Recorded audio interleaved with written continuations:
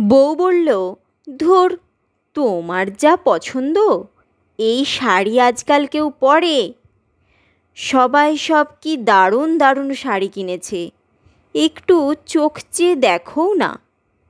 নিদেন একটা গার্ডেনই আনতে, বছর ধরে বলছি।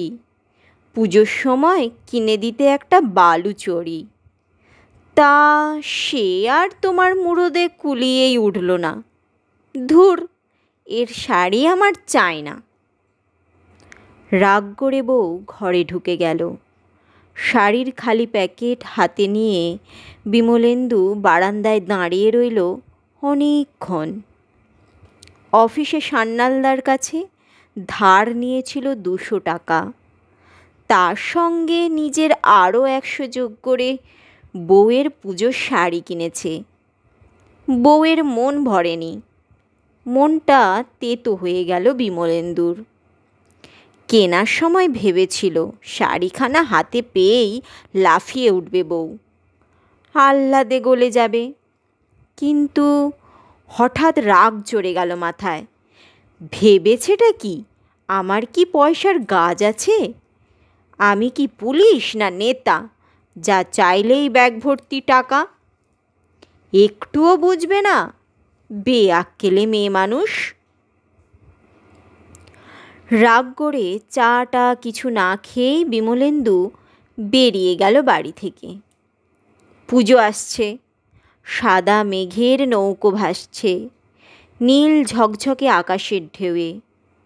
বাতাসে শিউলির গন্ধ, ঢাক বাজছে দূরে কোথাও। পুজো আসছে, গড়িয়াহাট হাতিবাগানে ভিড়ে থই থই বাজার। ঝলমলে আলোর মেলায় ঝকঝকে চেহারার নারী পুরুষ বাজার করছে। কী সব দামি শাড়ি!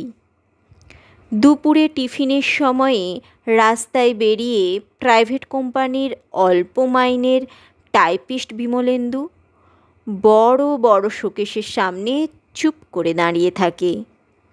অসম্ভব সুন্দর সব শাড়িগুলোকে চোখ দিয়ে গিলতে থাকে।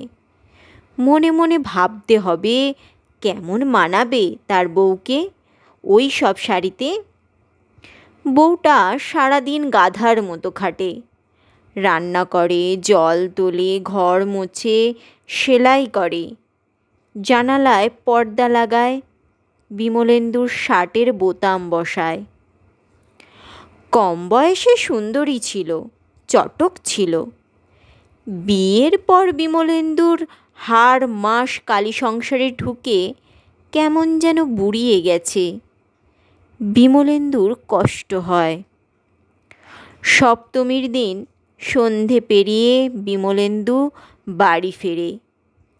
কাল থেকে 3 দিন টানা ছুটি।